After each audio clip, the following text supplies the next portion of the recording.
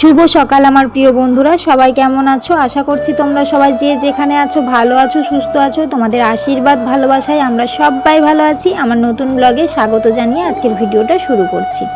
আর সকালবেলায় আমি ঘুম থেকে উঠে পড়েছি। আজকে আমি সারাদিন কি করছি তোমাদের সাথে সবটাই শেয়ার করব। আসলে কি হয়েছে, আজকে আমাকে এক জায়গায় যেতে হবে, তাই সকাল সকাল উঠে আমি সমস্ত বাসি কাজকর্ম গুছিয়ে নিয়ে তারপরে রান্না বসাবো এটাই চিন্তা করেছি। আর তাই মুখ ধুয়ে পরিষ্কার হয়ে নিচ্ছি। বাবুরা এখনও ঘুমোচ্ছে, ঘুম থেকে ওঠেনি। ওরা উঠলে তারপর বিছানাটা গুছিয়ে নেবো। আর আমাকে ওখানে যেতে হবে, তাড়াতাড়ি রেডিও হতে হবে।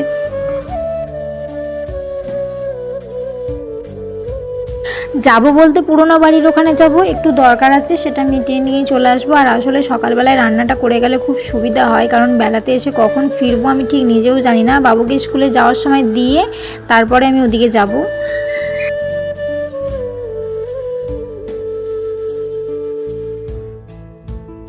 ভাতটা আমার হয়ে গেছে, তরকারিটা বসিয়ে দিয়েছি। এখন আমি কড়াই তেল দিচ্ছি। আজকে হবে ডিমের ঝাল, ভাবলাম ওটাই করে নিই শর্টকাটে। তারপর হচ্ছে বাড়িতে তেমন কিছু রাখা নেই, আলু শেষ হয়ে গেছে, সব বাজার করে নিয়ে আসতে হবে। আর চালটাও বাড়ন্ত হয়ে গেছে, চালটাও কিনতে হবে। তো এখন আমি আপাতত অল্প একটু চাল দিয়ে, মানে অল্প কিছু চাল ছিল সেগুলো দিয়ে রান্না করেছি ভাতটা। আর এখন ডিমের ঝালটা করে নেবো, যাতে বেলাতে এসে আমরা খেতে পারি দু মা বেটায়। বড়টা তো স্কুল চলে যাবে, ওকে টিফিন করে দেবো, একটা ম্যাগি বানিয়ে দেবো, তাহলেই হয়ে যাবে। পেঁয়াজটা আমার ভাজা হয়ে গেছে, এখন টমেটো কুচিটা দিয়ে দেবো। তারপর খানিকটা নাড়িয়ে চাড়িয়ে ভাজা হয়ে গেলে বাটা মশলাটা দেবো। বাটা মশলা বলতে এখানে তোমার জিরে দিয়েছি, আর হচ্ছে একটা পেঁয়াজ, আদা, রসুন এগুলো দিয়ে পেস্ট করে নিয়েছি, সেই মশলাটা দিলাম। তারপর হলুদ, লঙ্কা, অল্প পরিমাণ নুন দিয়ে অল্প অল্প জল দিয়ে মাংস যেমন কষাই সেইভাবে কষাতে হবে। আর এই কষানোটাই হচ্ছে মেইন রান্নার সব কিছু। মানে তুমি যত ভালো করে কষাতে পারবে ততই সুন্দর কিন্তু রান্নাটা খেতে লাগবে। তোমরা যারা আমার প্রতিদিন ভিডিও দেখো, লাইক কমেন্ট শেয়ার করো, তাদের সকলকেই আমার তরফ থেকে অনেক অনেক ভালোবাসা। তোমরা এভাবেই আমার পাশে থেকো, তাহলেই আমি এগিয়ে যেতে পারবো। এখানে আমার মশলাটা কষানো হয়ে গেছে, এখন খালি ডিমগুলো আমি মাঝখান দিয়ে আধখানা করে নিয়েছি, যাতে মশলাটা ভেতরে বেশ ভালো করে ঢুকে যায়। তারপর ওতে দিয়ে দেবো। অবশেষে অনেক খাটাখাটনির পর আমার তরকারিটা রেডি হয়ে গেছে, মানে খাওয়ার যোগ্য হয়েছে। তারপর এখন ভাতটা হয়ে গেছে, ভাতটা গড়িয়ে নেব, তাহলে আমার রান্নার কাজ ছুটি। আজকে কি হয়েছে জানি না, অনেক কষ্ট করে দুই বাবুকে ঘুম থেকে তুলে ওকে টিফিনটা দিয়ে স্কুলে পাঠিয়ে দিলাম। স্কুল যাওয়ার ইচ্ছে আজকে ছিল না। আর তাতান বাবু তো শুরু করে দেয় কান্না, তবুও আজকে দেখছি ভালো ভালোই টাটা করেছে দাদাকে।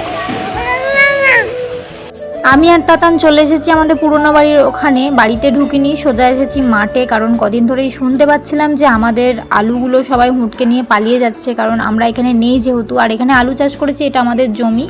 তো আমি কটা আলু বেরিয়ে আছে সেগুলো সব কুড়িয়ে কুড়িয়ে ব্যাগের ভেতর ভরছি, বাড়ি নিয়ে চলে যাব, কারণ এই আলুগুলো সব দেখছি পচে যাচ্ছে।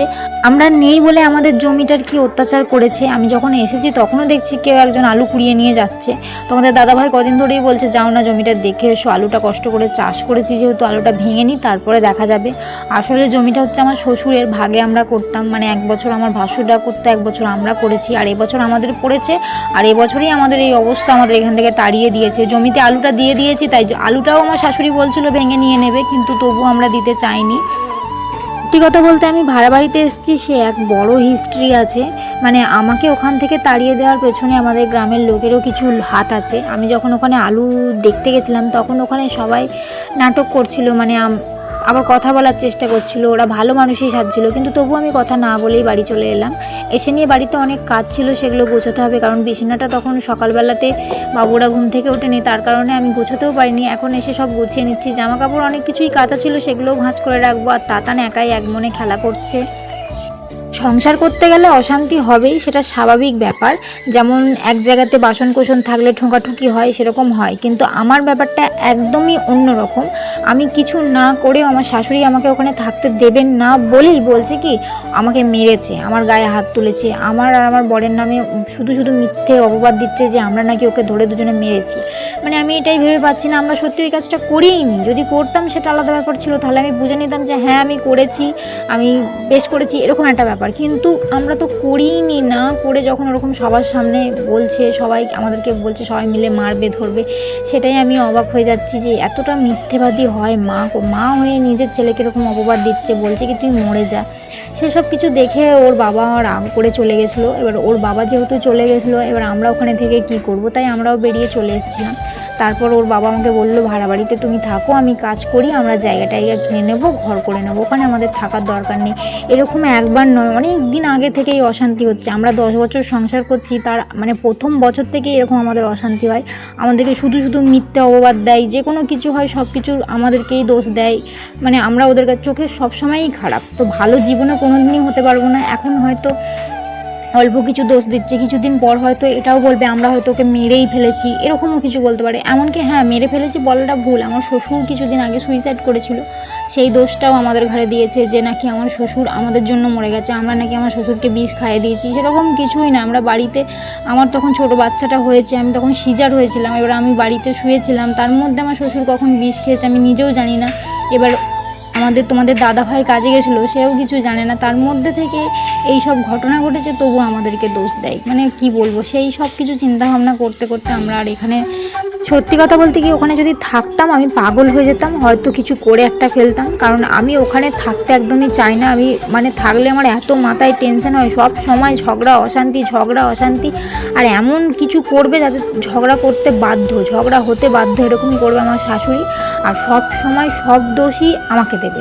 নিজে অন্যায় করবে, নিজে কিছু জানেই না, বোকার মতো সব কিছু করবে, করে নিয়ে নিজে অন্যায় করবে, দিয়ে দোষ দেবে আমাদেরকে। মানে আমি আর তোমাদের দাদাভাই দুজনে তো একটু ভালো থাকি, সেই ভালো থাকাটা মা হয়ে উনি সহ্য করতে পারেন না।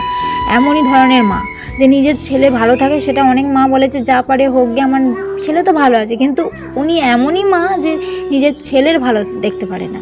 ওনার বড় ছেলে খুবই ভালো, কিন্তু ছোট ছেলে খুব ভালো নয়। ছোট ছেলে একদম মানে জন্মই দেয়নি এরকম একটা চিন্তাভাবনা, জন্ম না দিয়ে এরকম অনেক রকমের ভাষা বলে, সেই সব ভাষা বলবে, ছেলেকে বলবে মরে যেতে। কোন মা এরকম কথা বলে? অনেক মা বলে কি আমি মরে যাব, আমার ছেলেকে আমার জীবনটা দিয়ে যাবো, আর উনি বলবেন তুই মরে যা, আমি ভালো থাকবো। সকালবেলায় তাড়াহুড়োর মধ্যে কিচ্ছু খাওয়া হয়নি, আর এত রোদে সাইকেল চালিয়ে যাওয়া, আবার ওই মাঠেতে রোদে থাকা, আবার ফিরে আসা, মানে প্রচণ্ড কষ্ট হয়েছে। খুব জোরেই খিদে পেয়েছে, তাড়াতাড়ি ভাত নিয়ে বসেছি। এখন খাওয়া দাওয়ার পর আবার যেতে হবে বড় বাপিকে আনতে। তাতানবাবুর জামাকাপড়টা নোংরা করে ফেলেছে, ওকে আবার জামাকাপড় পাল্টে দিয়ে আমি আবার সাইকেল নিয়ে বেরিয়ে পড়লাম। স্কুল থেকে বাড়ি ফেরার সময় প্রতিদিনেরই বায়না যে মা কি খাবো, একটা কিছু কিনে দাও। আর আজে বাজে কিছু জিনিস কিনে দিতে চাই না, কারণ ওর পেটের সমস্যা আছে, আর ফলটা হচ্ছে স্বাস্থ্যকর জিনিস, তাই ওকে একটা কিনে দিলাম যে একটু আঙুর নাও, দুটো কলা নাও, ঠিক আছে বাবু। ঘরে বসে বোর হচ্ছিলাম, তাই বিকেলবেলায় আশ্রমের এপাশে চলে এসেছি। আর আশ্রমে দেখো কত রকমের ভ্যারাইটিস গাছ আছে, মানে এগুলো ঘরের ভেতরে রাখা যায়, খুব সুন্দর। এদিকেও রয়েছে চারিদিকে। আর একটা বাঁদর এসেছিল, সবেদা গাছ রয়েছে এখানে, সবেদাগুলো পেরে খাচ্ছিল। আমি ছুটে এলাম দেখতে, তার মধ্যে দেখছি বাঁদরটা ওই দিকে চলে গেছে। বাবুরা সবাই মিলে ওইদিকে দেখছে, আর আমি সবেদাগুলো দেখছিলাম, যে যেই সবেদা আমরা কিনে খাই সেই সবেদার গাছ, মানে কোনোদিন দেখিনি, এখানে এসেই ফার্স্ট টাইম আমি দেখলাম। টাটা বন্ধুরা, আজকের ভিডিওটা এই পর্যন্ত, দেখাবো একটা নতুন ব্লগে।